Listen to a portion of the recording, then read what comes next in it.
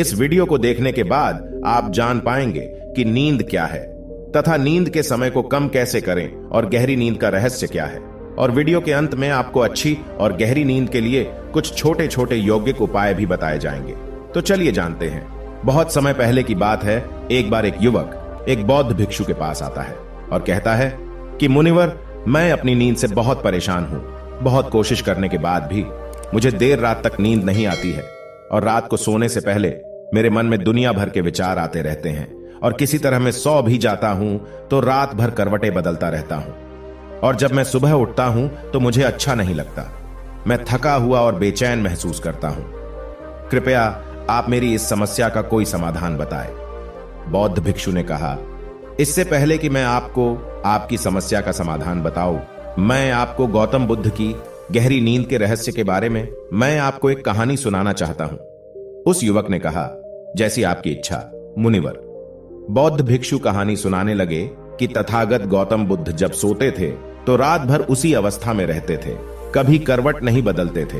रात को जिस अवस्था में सोते थे सुबह तक उसी अवस्था में रहते थे। गौतम बुद्ध के एक शिष्य थे आनंद, वो अक्सर उनके पास ही सोते थे। आनंद को यह बात बहुत परेशान कर रही थी कि जब भी रात में आनंद की आंखें खुलती तो वह देखता कि गौतम बुद्ध उसी भौतिक अवस्था में पूरी रात कैसे गुजार सकते हैं। वह हमेशा जानता था कि बुद्ध एक ही अवस्था में सो रहे हैं। यह बात उनके मन में कई सवाल पैदा करती थी।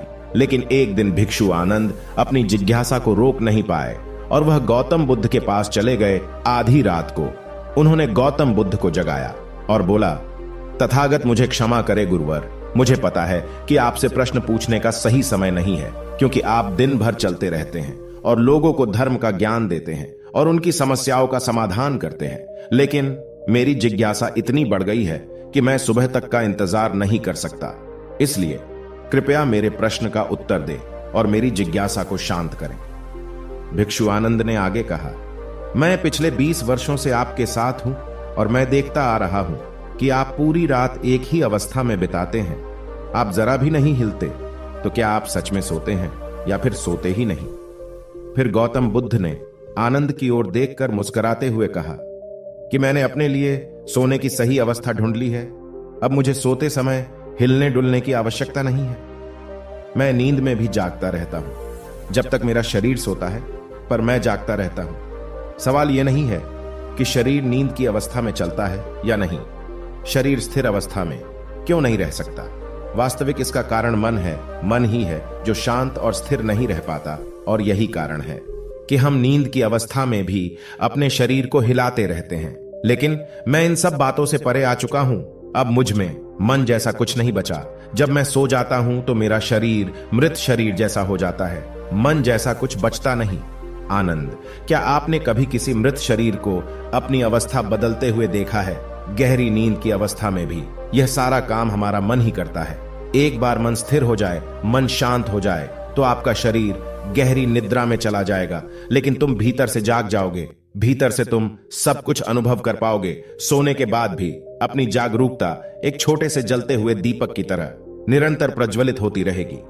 कहानी समाप्त करने के बाद बौद्ध भिक्षु ने उस युवक से कहा कि एक जागृत व्यक्ति न केवल अपने शरीर को पूरी जागरूकता के साथ देखता है, बल्कि वह अपने मन को भी पूरी जागरूकता के साथ देखता रहता है। एक जागृत व्यक्ति एक सामान्य व्यक्ति की तरह नहीं सोता। सामान्य व्यक्ति जब सोता है तो वह बेहोश हो जाता है। उसे अपने आसपास के बारे में पता भी नहीं चलता, इसलिए वह अपने सपनों भी नहीं चुन पाता। जब एक बुद्ध व्यक्ति सोता है तो वह जागता है। जैसे सुबह उसकी आंखें खुली होती हैं, वैसे ही बुद्ध व्यक्ति की नींद में भी खुली होती है। इसीलिए कहा जाता है कि एक बुद्ध व्यक्ति कभी नहीं सोता है, जबकि एक आम आदमी सोता है तो वह नहीं जानता कि वह कब सो जाता है। लेकिन अगर आप जागने और सोने के बीच के उस छोटे से क्षण में जागते रह सकते हैं, जब हम सोने के बहुत करीब होते हैं, तो कुछ आश्चर्यजनक होगा जो आपको जागरूकता के करीब लाता जाएगा। यह सुन उस व्यक्ति ने कहा, मुनिवर, मुझे इतनी गहरी और आध्यात्मिकता की बातें समझ में नहीं आती है। कृपया मुझे आसान शब्दों में समझाए कि मुझे गहरी नींद आसानी से क्यों नहीं आती। बौद्ध भिक्षु ने कहा, देर रात तक जागने और आसानी से नींद न आने के मुख्य 5 कारण होते हैं। सबसे पहला कारण है बिस्तर पर सोने के अलावा अन्य काम करना। जैसे कई लोगों की आदत होती है कि वे बिस्तर पर ही खाना खाते हैं, बिस्तर पर बैठकर पढ़ाई करते हैं और ऐसे कई काम वे अपने शयन कक्ष में ही करते हैं। शयन कक्ष का अर्थ होता है सोने का स्थान, लेकिन लोग इसका प्रयोग अन्य कार्यों के लिए भी करते हैं, जिससे हमारे मस्तिष्क में शयन कक्ष का कोई निश्चित अर्थ नहीं होता है। इसलिए जब हम बिस्तर पर सोने जाते हैं तो हमारा मन पूरी तरह से स्वीकार नहीं करता है कि अब हमें सोना है, क्योंकि तुमने एक ही जगह पर दूसरे काम करने की आदत बना ली है। दोस्तों, अगर आज के समय की बात करें तो हम भी बिस्तर पर लेटकर फोन पर बात करते हैं, ऑफिस का काम भी बिस्तर पर बैठकर ही करते हैं, फिर चाहे वह मूवी देखना हो, खाना खाना हो आदि। आजकल लोग अपना ज्यादातर समय बिस्तर पर लेटे हुए बिताते हैं, जिसकी वजह से बिस्तर अब हमारे दिमाग में सिर्फ सोने की जगह नहीं रह गया। और ये एक बड़ा कारण है कि जब हम बिस्तर पर जाते हैं तो घंटों तक नहीं सोते हैं। बौद्ध भिक्षु ने आगे कहा, बौद्ध आश्रमों में भिक्षु सुबह उठते ही अपना बिस्तर छोड़ देते हैं और फिर रात के समय ही वापस बिस्तर पर जाते हैं, जिससे उसके मस्तिष्क को पता चल जाता है कि बिस्तर पर जाने का मतलब है अंदर जाना। अच्छी और चैन की नींद न लेने का दूसरा कारण सोने का एक निश्चित समय न होना है, बौद्ध भिक्षु ने कहा। यदि आप सुबह जल्दी उठना चाहते हैं और पूरी नींद के साथ सोना चाहते हैं तो आपको रात को जल्दी और एक निश्चित समय पर सोने की आदत डालनी होगी। बौद्ध के आश्रमों में रहने वाले भिक्षु हमेशा प्रकाश लेते हैं और सोने से कुछ घंटे पहले निश्चित समय पर आसानी से पचने वाला भोजन करें और प्रतिदिन निश्चित समय पर सो जाए। तो इस तरह वे एक निश्चित दिनचर्या का पालन करते हैं। दोस्तों, अगर हम आज के लाइफस्टाइल की बात करें तो ज्यादातर लोगों का न तो सोने और न ही उठने का एक निश्चित समय होता है और न ही वे इस बात का ध्यान रखते हैं कि रात का खाना हल्का और जरूरत से थोड़ा कम हो, बल्कि उनका मुख्य भोजन होता है केवल रात में। देर रात तक जागते रहते हैं क्योंकि अगले दिन कोई काम नहीं होता है। अगर ये रात में मूवी देखने लगे तो कितनी ही रात क्यों ना हो जाए, मूवी पूरी करके ही सोते हैं। समय और जीवन के बीच कोई सामंजस्य और नियंत्रण नहीं है। और फिर यही वो लोग होते हैं जो अगले दिन अधूरी नींद के साथ जागते हैं और दिन भर बेचैनी और थकान महसूस करते हैं। यौगिक संस्कृति में नींद को एक चमत्कारी दुनिया कहा गया है। अगर आप नींद को समझ लें तो आप नींद में अपने अंदर बहुत कुछ पैदा कर सकते हैं, और अगर आप नहीं समझते तो आप इसे खराब भी कर सकते हैं। बौद्ध भिक्षु ने तीसरा कारण बताया कि सोने से पहले नकारात्मक चीजों के बारे में सोचना है। जिस तरह के विचारों के बारे में सोचते हुए आप सोते हैं जब आप अपनी आंखें खोलते हैं, सुबह में ये आपके दिमाग में आने वाले पहले विचार है। इसलिए जब आप नकारात्मक विचारों के साथ सोते हैं तो आप सुबह उन्हीं के साथ उठते हैं। बिस्तर पर लेटकर जब हम सोने ही वाले होते हैं तब हमारा अवचेतन मन सबसे अधिक सक्रिय होता है और इस समय हम अपने अंदर जो विचार पैदा कर रहे होते हैं, हमारा अवचेतन मन सीधे उन विचारों को स्वीकार करता है और उन्हें वास्तविकता में लाने की कोशिश करता है। हमारा अवचेतन मन नहीं कर सकता अच्छे और बुरे विचारों के बीच का चयन। बौद्ध भिक्षु ने बताया कि अच्छी और गहरी नींद न आने का चौथा कारण है गलत तरीके से सोना। बौद्ध भिक्षु ने कहा कि आपने सुना होगा कि उत्तर की ओर सिर करके न सोए। ऐसा इसलिए कि जब हम उत्तर की ओर सिर करके सोते हैं तो पृथ्वी के चुंबकीय खिंचाव के कारण हमारे शरीर का बहुत सारा खून दिमाग की तरफ जाने की कोशिश करता है और दिमाग में पाई जाने वाली नसें बहुत पतली हो जाती है।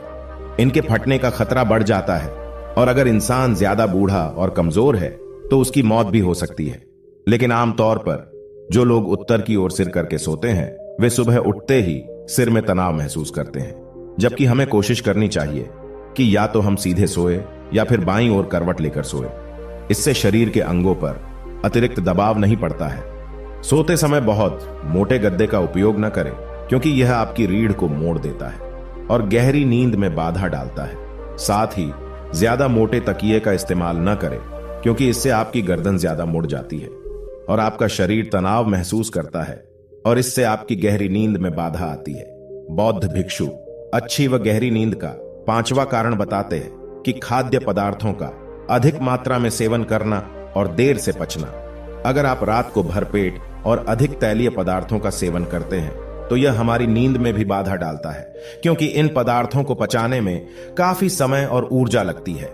इसलिए अगर आप ऐसे पदार्थों का सेवन करते हैं तो सोने से करीब 3-4 घंटे पहले इन्हें खाने की कोशिश करें।